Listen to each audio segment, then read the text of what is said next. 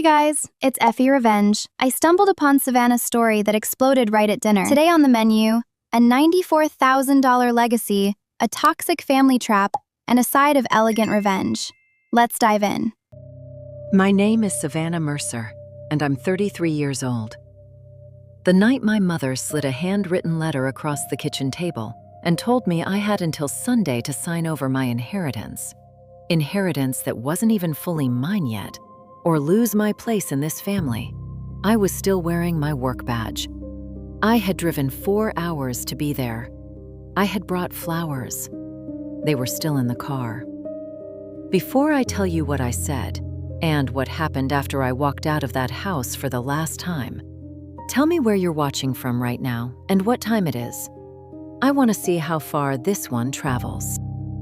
This story doesn't start at that kitchen table.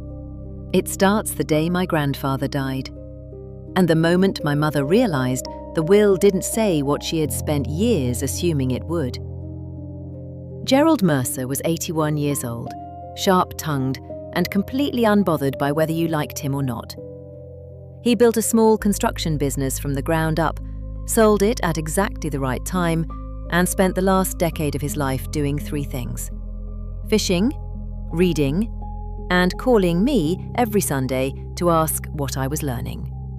Not what I was doing, what I was learning. There's a difference, and he knew it. He left me $94,000. Not because I was his favorite. He would have told you himself that he didn't believe in favorites. He left it to me because I was the only one who showed up. Not for the money, before there was money to show up for. When it was just an old man in a too-quiet house who needed someone to sit across from at lunch. His will said exactly that. His attorney read it aloud in a room with my mother sitting 4 feet away from me, and I watched her face do something I had never seen it do. Go completely, utterly still. Not grief, not surprise, recalculation. My mother received her own portion.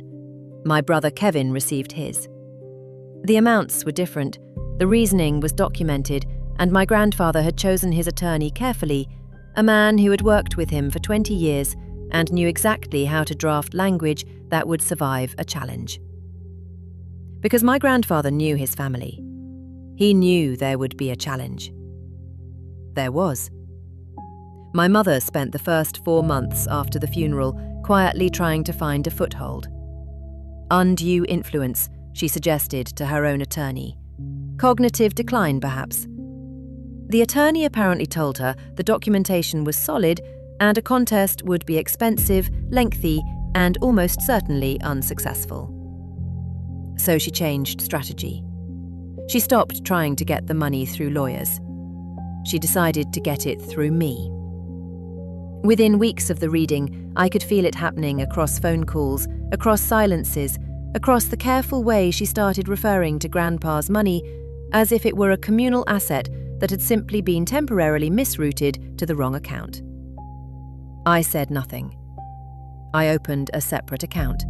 I put the $94,000 in it, or rather, I put the paperwork in process because estates take time and probate takes longer, and the money would not be fully released for months yet. Something in me already knew I needed to keep it separate. I just didn't know yet how right I was. I need to tell you who these people are. You can't understand what happened without understanding the architecture. My mother is the kind of woman who enters a room and immediately begins organizing it. Not the furniture, the people.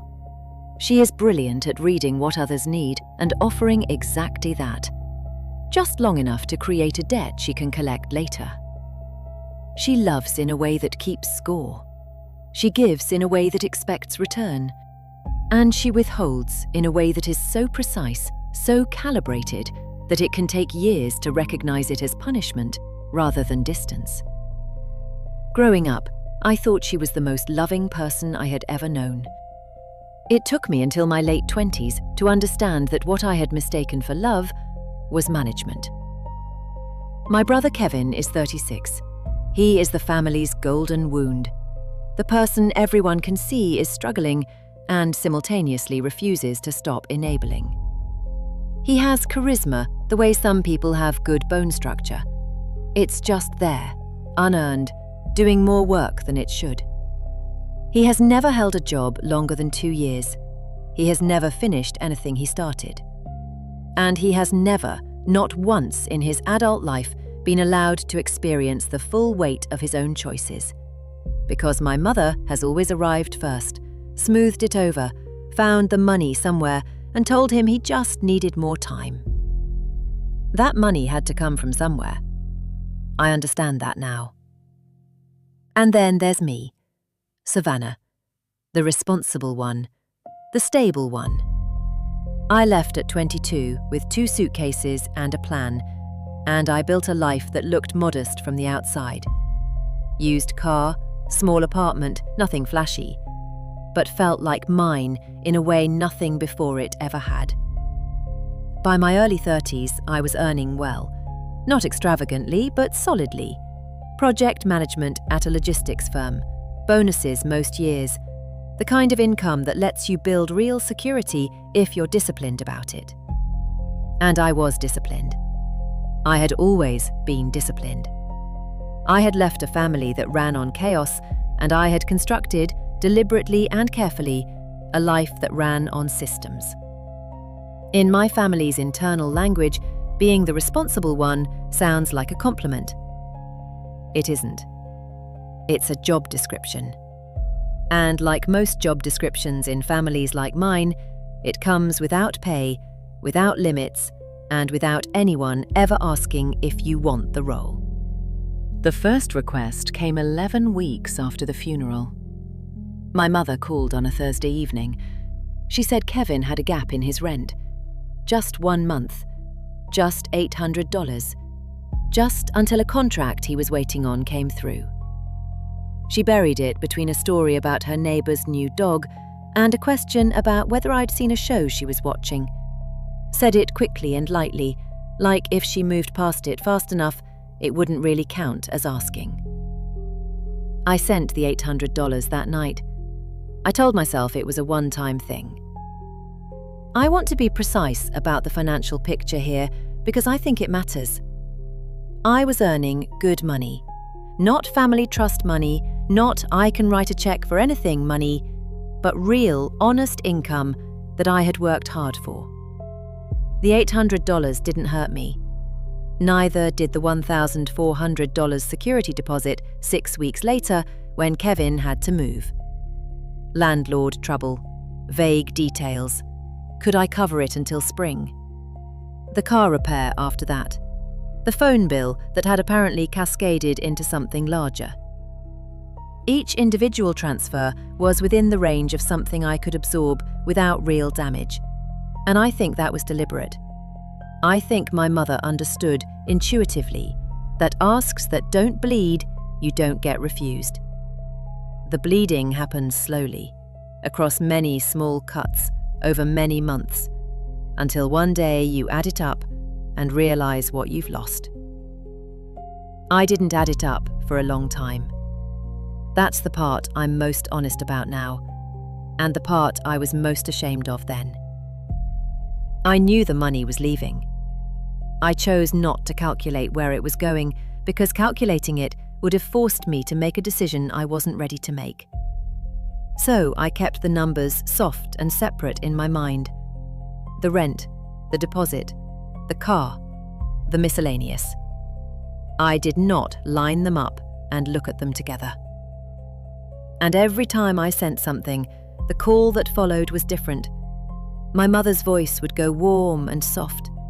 That specific warmth she produces when she's pleased with you, that sounds so much like the warmth you always wanted from her that you keep reaching for it even when you know what it costs. She'd say, "I don't know what we'd do without you, Savannah." And for a few hours, I would feel something I had been chasing my entire life. The feeling of belonging to something without conditions. Of being loved because I existed, not because I was useful. That feeling was the most expensive thing I have ever purchased. By the time I understood the price, I had paid $23,000 for it. Not from savings, not from any account I'd been protecting. From my income. Month by month, transfer by transfer, across a year and a half of choosing not to add it up. The day I finally did add it up was the day everything changed. 18 months after my grandfather's funeral, Kevin told my mother he had found an opportunity. A friend's landscaping business was expanding and needed a capital partner. Kevin was going to be that partner. He had $8,000 of his own. He needed $47,000 more. I want you to sit with that number. $47,000. Roughly half of what my grandfather had left me. Money that was still sitting in probate, still being processed, still technically not in my hands yet, though the paperwork was nearly complete. My mother called on a Wednesday. She did not open with hello. She opened with, "I need you to really show up for your brother this time, Savannah." I felt something cold move through my chest. She had rehearsed this. I could hear the structure of it, the business case first, clean and brief, then the emotional case, longer and more careful, then what I can only describe as the closing argument. The kind of person I would be if I said yes versus the kind of person I would be if I said no. And then, after all of it, the sentence I have turned over in my mind every day since.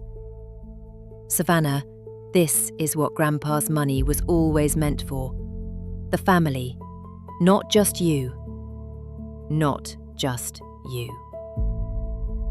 As if my grandfather had sat across from his attorney and said, "Leave it to Savannah, but really, I mean everyone, she'll understand." I stayed quiet for long enough that she asked if I was still there. "I need to think about it," I said. "Of course," she said. "Come home this weekend, we'll have dinner."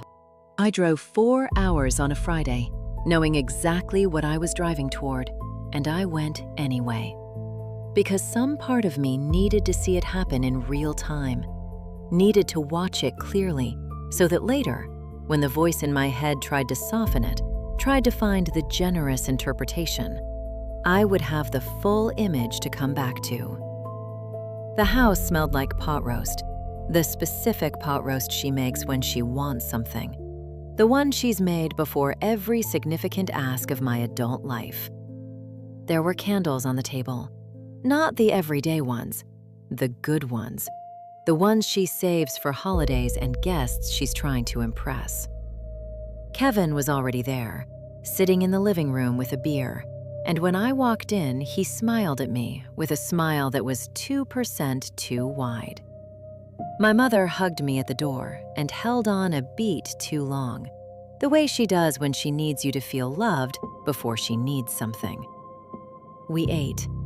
We talked for almost an hour about nothing. The neighbors, a renovation she was considering, something Kevin had been watching.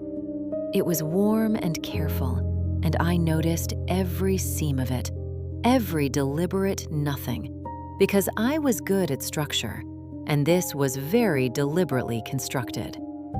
When I stood to help clear the plates, my mother said, "Sit down, Savannah. Let's talk about Kevin's opportunity." She presented it the way she had on the phone, but in person, with Kevin sitting beside her nodding at the right moments, it was worse, more visible. She talked about family investment. She talked about belief. She talked about what it would mean to Kevin, to his sense of himself, his future, his ability to finally build something of his own, if the people who loved him chose to trust him. She did not mention the $23,000, not once, because in her version of events, that had been baseline. That had been the floor, the ordinary cost of being my brother's sister. This was separate. This was the real ask. Then she put the letter on the table. It was handwritten on her good cream stationery, the kind she keeps in the desk drawer in the study. It said that I agreed to gift Kevin $47,000 as a family investment and gesture of love, to be considered a voluntary transfer rather than a loan or legal obligation. The timing mattered here. She had written it this way specifically because the money was still in probate. A signed statement from me agreeing to the transfer, dated before the estate settled, would establish intent. It would make it significantly harder for me to later claim I had been coerced. She had thought about this. She had thought about it carefully. She had a pen ready, positioned at a slight angle pointing toward me, the way someone places a pen when they want you to pick it up without being told to. I just need your signature so we're all on the same page, honey. I looked at the letter. Then I looked at her. Then I looked at Kevin, who was staring at the table with an expression I can only describe as resigned expectation. Not guilt, not quite, but the expression of someone who has been rescued so many times that rescue has become weather, impersonal, inevitable. He wasn't proud of this, but he also wasn't stopping it. Something in me went very still, and then very clear. I put my hands flat on the table. "No," I said. The word landed like a plate hitting the floor. My mother's expression did its recalibrating thing, the half second of blankness, then the pivot. She said I was being hasty, that I should sleep on it, that nobody was pressuring me, this was just a family conversation. "Mom," I said, and I kept my voice level because I have learned that calm is more unsettling than anger. "Look at this table. You made my favorite dinner. You lit the good candles. You had that letter written and signed before I arrived. You called it a weekend visit. I drove 4 hours into a decision you had already made for me." I paused. "If this isn't pressure, I'm curious what you think that word means." Her jaw tightened. I wanted the atmosphere to be comfortable. I wanted this to feel like family, not a negotiation. Silence. "That's what it is, Mum. That's what it's always been." Kevin said my name quietly. Just my name. I looked at him. "Kevin." "I have transferred $23,000 to you or on your behalf in the last 18 months. I know that because I finally sat down and added it up 2 weeks ago. And it took me 20 minutes because I had spent a year and a half choosing not to. Not one of those transfers was repaid. Not one was documented as a loan. I never said a word about it because I was raised to understand that asking to be paid back made me selfish. And now I'm sitting here, being asked to commit in writing to giving up half of what Grandpa specifically chose to leave me. Money that is still in probate, money that isn't even fully mine yet.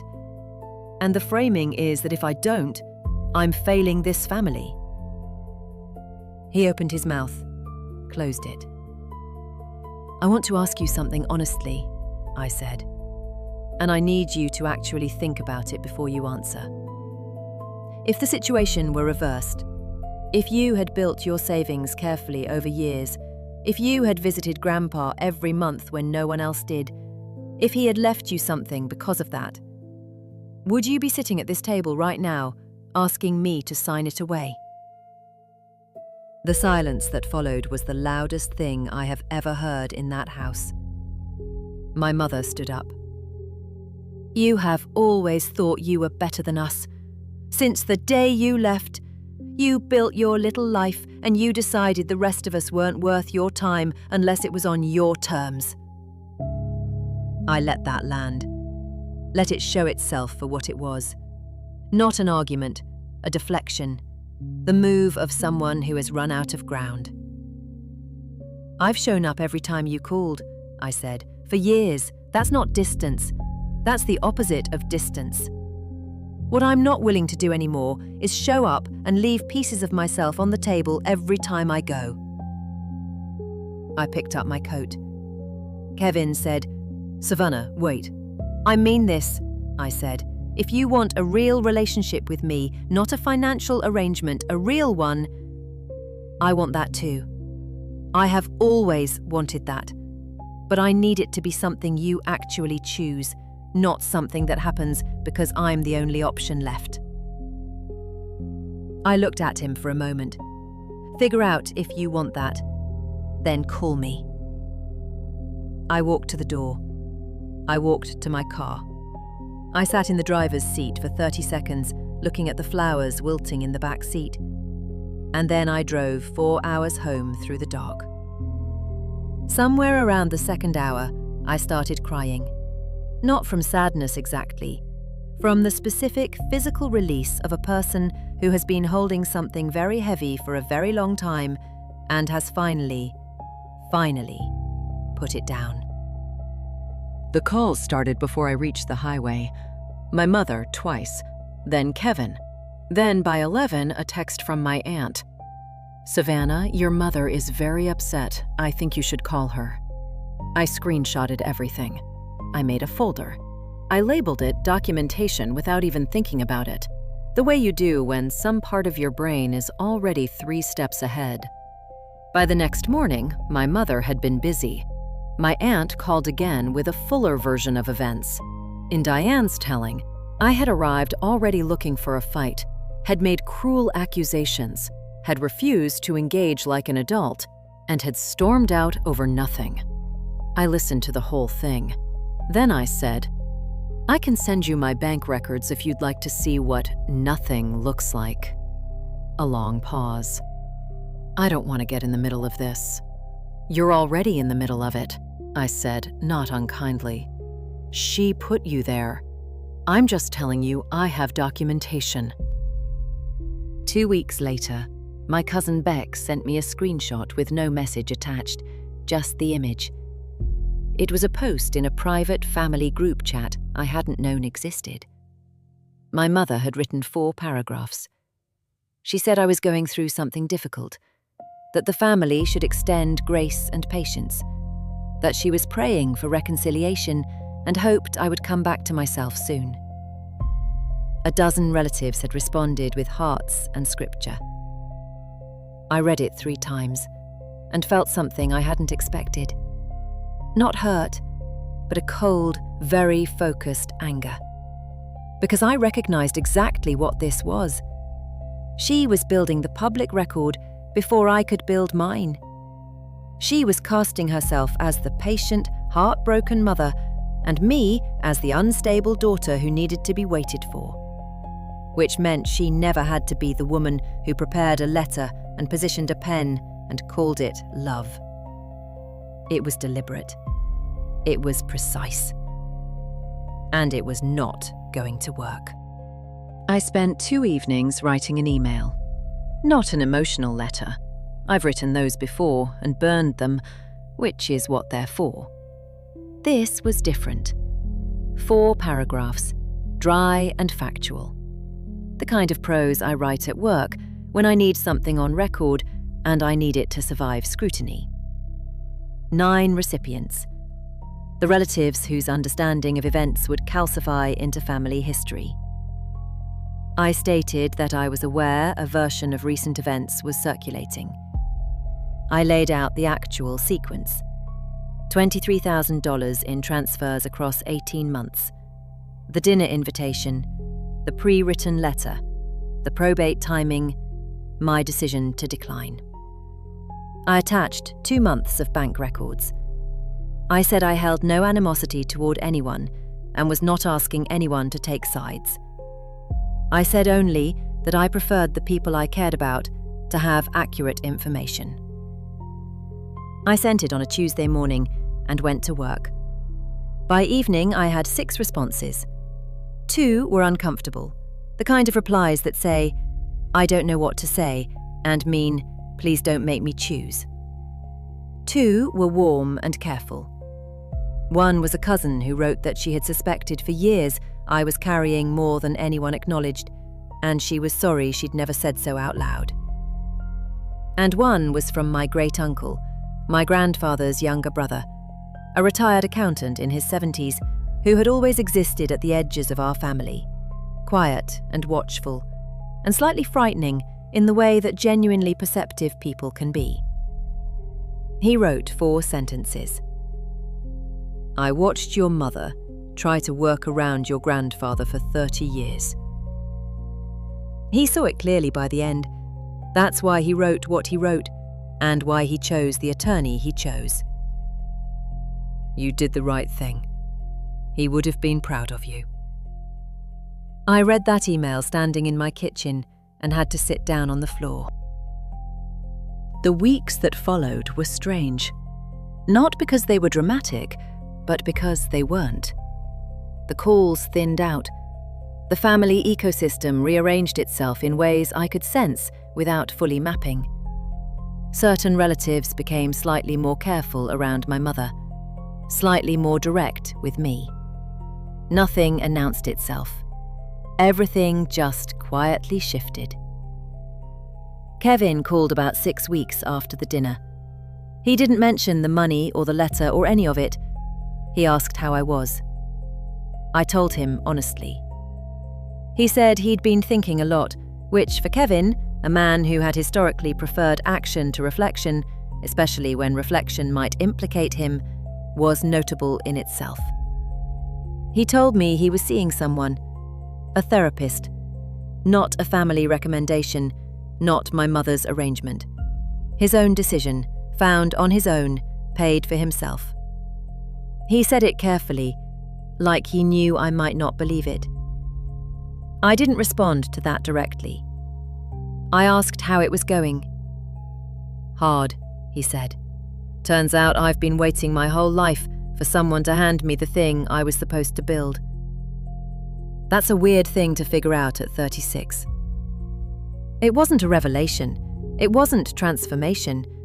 It was just a man beginning, possibly, to look clearly at something he had spent decades avoiding. Maybe it would hold. Maybe it wouldn't.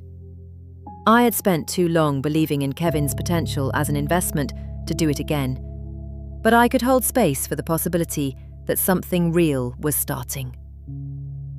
When he hung up, he said, quietly, the words coming out a little unsteady, I put you in an impossible position for a long time. I told myself you could handle it. That was convenient for me. I'm sorry.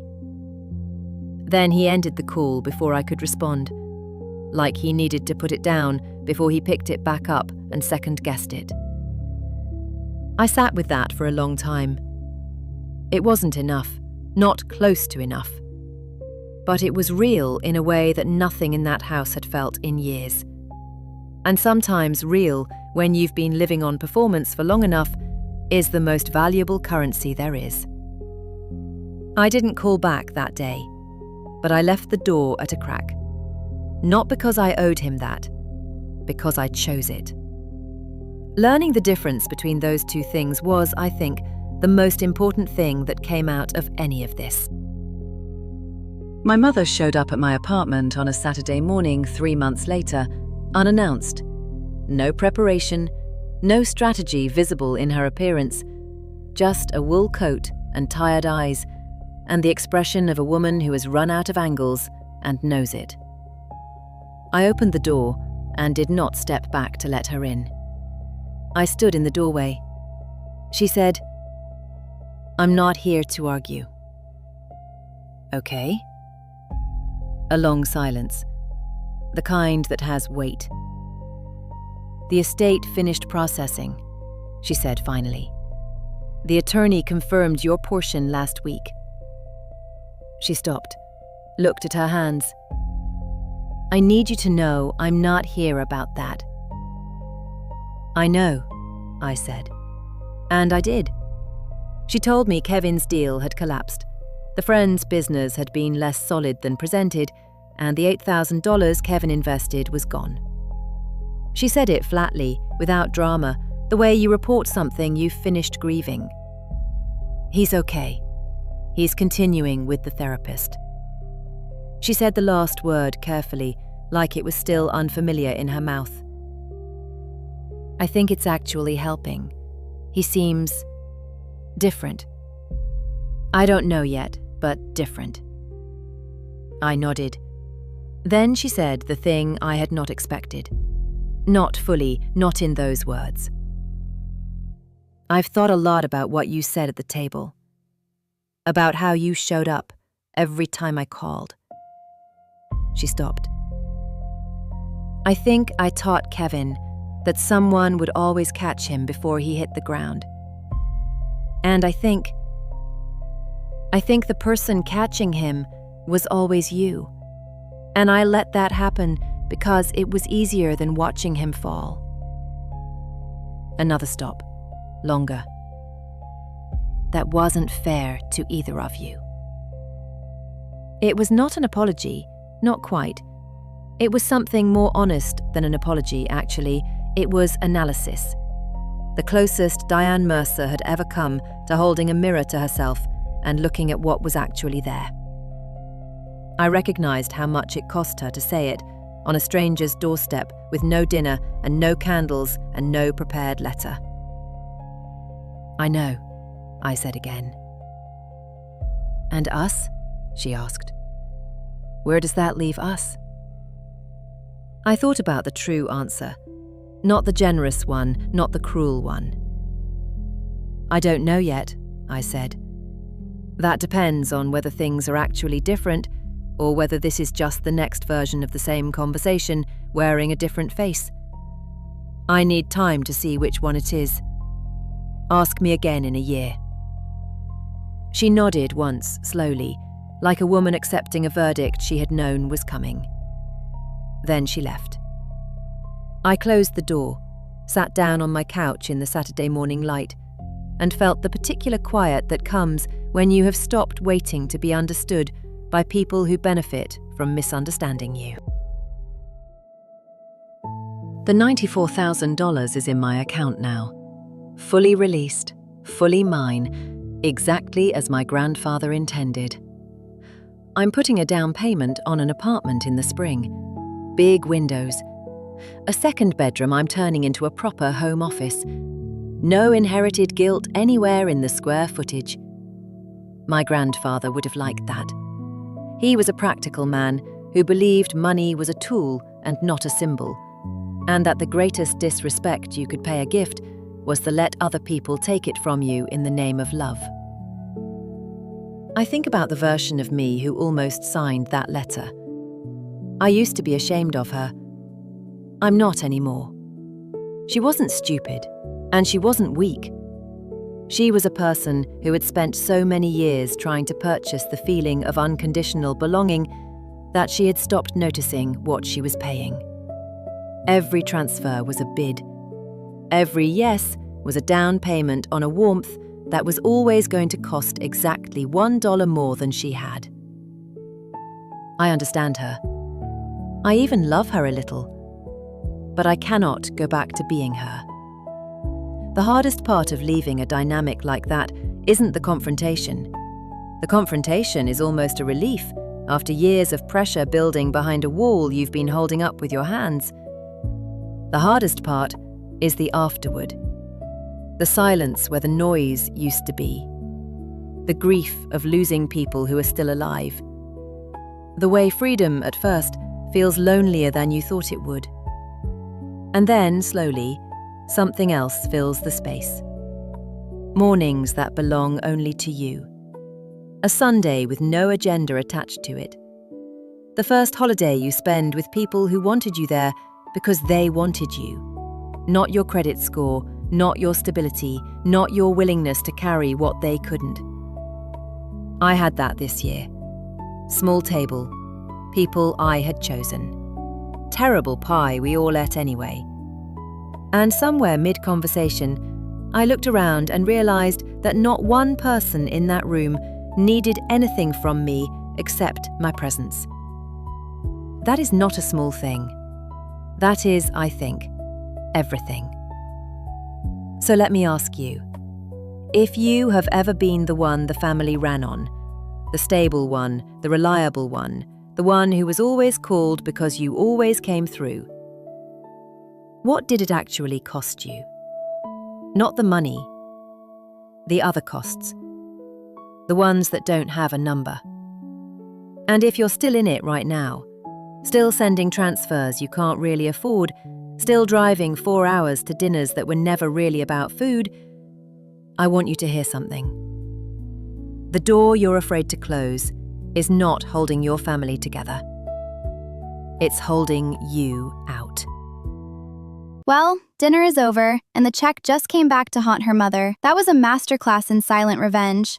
But what do you think? Was it the perfect move? Or was Savannah still too soft on them? Let me know in the comments and subscribe for more. See you in the next one.